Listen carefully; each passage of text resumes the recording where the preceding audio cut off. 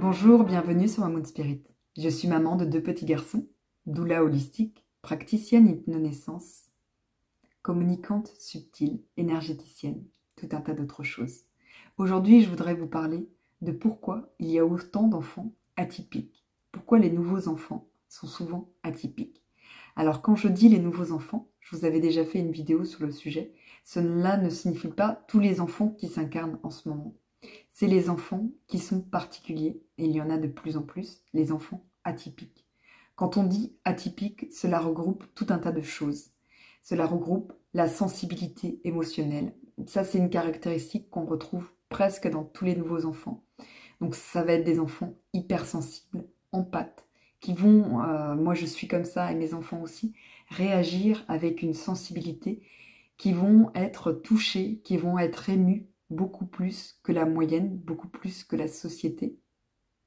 Ça peut être aussi des enfants qui ont des troubles. Moi, par exemple, je suis dyslexique. Ça peut être n'importe quel autre trouble 10 quelque chose, 10 calcul, je ne les connais pas tous, mais il y en a plein. Ça peut même aller jusqu'au trouble de l'attention, l'hyperactivité, l'autisme. On peut aussi entendre parler des enfants à haut potentiel. Moi, c'est le cas de mon aîné et de mon mari également. Bon, pour moi, j'en suis pas bien sûre, peut-être. On peut aussi entendre parler des enfants zèbres. Et puis, c'est les enfants aussi qu'on appelle les enfants starseed, les enfants indigo, arc-en-ciel, cristal, diamant. Donc tout ça, ça regroupe différentes cases. Et tout ça, cela signifie en fait que ces enfants sont venus sur Terre pour une mission bien particulière, pour une mission d'élever les vibrations, d'apporter la différence.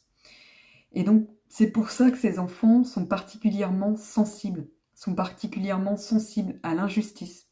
Ils ne comprennent pas pourquoi les gens mentent, ils ne comprennent pas la manipulation. Ils sont souvent attirés et sensibles avec les animaux, avec la nature. Ils ont un respect pour les arbres, pour les fleurs. Ils sont attirés tout petits. Moi, mon fils adore cueillir des fleurs. Il adore son chien, c'est son meilleur ami. Il préfère être avec son chien qu'avec d'autres enfants.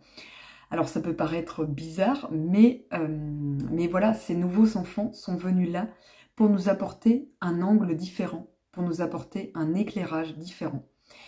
Donc c'est parfois difficile pour eux, mais difficile aussi pour les parents que nous sommes, pour les accompagner, parce que la société ne comprend pas toujours, ne nous le fait remarquer. Moi j'ai souvent des remarques à la crèche, à l'école. Pourquoi l'enfant est comme ci, pourquoi il est comme ça? Bah, tout simplement parce qu'il est différent, parce que c'est sa nature. Et que moi, je l'accueille comme il est. J'essaye de l'accompagner au mieux.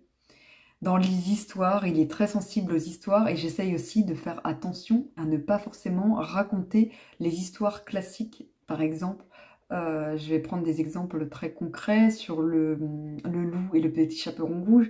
Il ne comprend pas, lui, qu'un animal est mauvais et après, il va avoir peur du loup. Alors je lui dis, oui, dans certaines histoires, les parents racontent ça, mais dans l'histoire de maman, le loup est gentil parce que de base, voilà, c'est la gentillesse qui prime. Et puis je lui explique qu'il a le droit d'être différent, il a le droit de ne pas penser comme les autres, et que c'est ok, et qu'il n'est pas tout seul comme ça, qu'il n'est pas tout seul à être sensible, qu'il n'est pas tout seul à trouver ça étrange, inconfortable, parfois les dictats de notre société, même tout petit. Lui, très tôt à la crèche ou à l'école, il y a eu des choses qu'il ne voulait pas faire parce que ça n'avait pas de sens. Et moi, je me souviens, j'étais comme ça. J'étais vraiment comme ça et je refusais de faire en bloc certaines activités. Parce que pour moi, c'était pas juste, c'était pas justifié. Alors mes parents n'étaient pas du tout ouverts, n'étaient pas du tout réceptifs à tout ça. On ne parlait pas du tout de sensibilité à cette époque-là. Donc du coup, ils mettaient ça sur le fait que j'avais mauvais caractère, j'étais râleuse, j'étais le mouton noir de la famille. Non, en fait, non. Je suis venue pour changer les choses, pour révolutionner. Et si quelque chose n'a pas de sens, je ne vais pas forcément aller le faire. Alors par contre, j'explique à mes enfants que parfois, pour changer le monde, on est obligé d'être un petit peu quand même dans la société.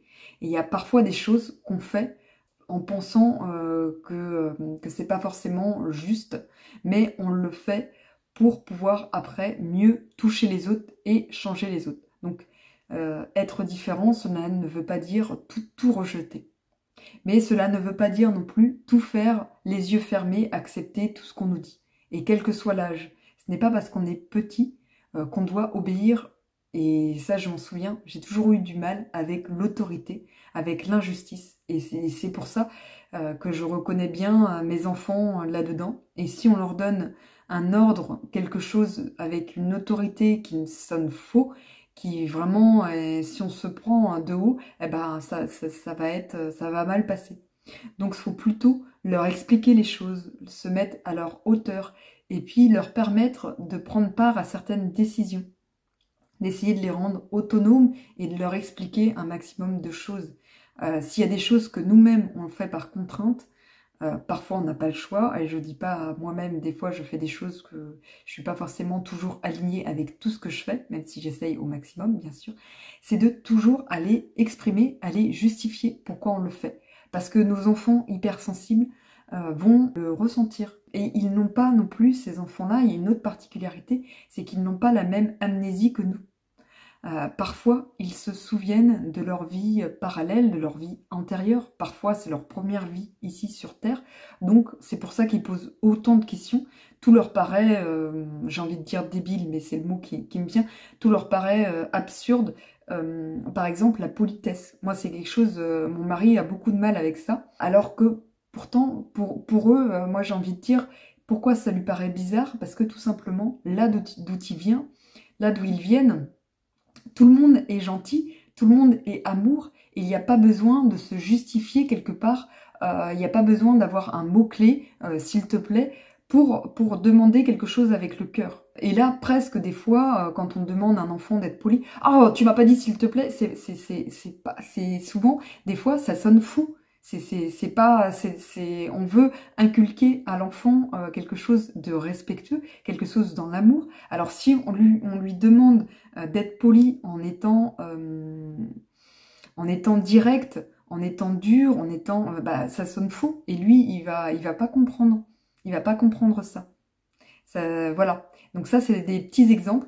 Mais c'est lui faire comprendre que dans la société, à l'école, n'importe où, les gens attendent cette politesse. Donc voilà. Donc c'est quand même, faut quand même lui apprendre ça. Mais être indulgent, voilà, moi je sais que quelque part, c'est pas je vais pas m'attarder sur ce domaine-là. Pour moi, il y a d'autres choses plus importantes. Et j'ai envie de dire, l'une des règles pour moi la plus importante, c'est de montrer l'exemple par soi-même. Comme tous les enfants, ou enfin comme une partie des enfants, ça arrive qu'ils crient, qu'ils s'impatientent, parce que la patience, c'est pas quelque chose de facile en tant qu'enfant. Et on pourrait avoir envie de lui répondre sous le même ton. Alors ça va être l'inverse, ça va être de faire redescendre. Comment faire dire à notre enfant doucement si nous-mêmes on est énervé, on est en colère. Donc là, ça va être plutôt de lui dire les choses doucement et d'être vraiment le meilleur exemple pour nos enfants, pour ces enfants qui sont venus là pour nous aider. Et ils ont une mission importante, une mission difficile. Et c'est aussi parfois leur rappeler qu'ils sont pas tout seuls. Ces nouveaux enfants ont choisi des familles comme la nôtre, où au moins l'un des deux, voire même les deux parents, sont ouverts, sont éveillés et sont également starseed, ce qui facilite les choses parce que là on est vraiment arrivé au terme d'une époque où tout va en s'accélérant, la conscience s'expanse de plus en plus, et donc les nouveaux enfants, parfois, c'est ce que je voulais dire tout à l'heure, se rappellent de tout. Et moi, je vois Lucas, il me scotche sur la mémoire, c'est juste incroyable. À 3 ans et demi, il se souvient de plein de choses d'il y a 6 mois, d'il y a 1 an, alors qu'habituellement, un enfant classique va oublier et ne va pas avoir de mémoire. Lucas, il retient tout. On peut pas lui dire, tiens, bah, on va lui dire ça, et puis demain, avec un peu de chance, il aura oublié.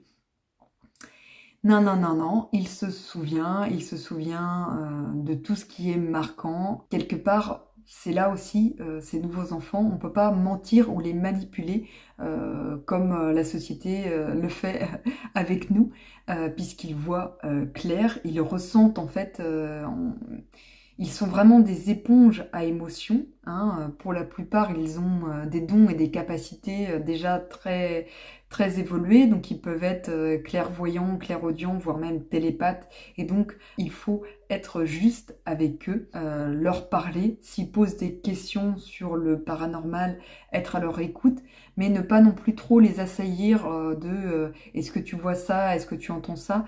C'est plutôt leur dire c'est possible.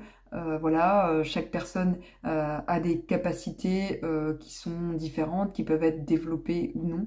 C'est lui en parler sans lui imposer les choses et être là pour répondre à ses questions quand il en a envie. Être là pour répondre à ses questions quand il en a besoin. Donc voilà, donc on a du boulot en tant que parent. Si vous avez des questions, si vous avez envie de partager des témoignages sur vous, sur vos enfants, sur vos difficultés, sur vos succès, sur quoi que ce soit, n'hésitez pas à me laisser un commentaire. Je serai ravie de vous répondre. Prenez soin de vous. À bientôt.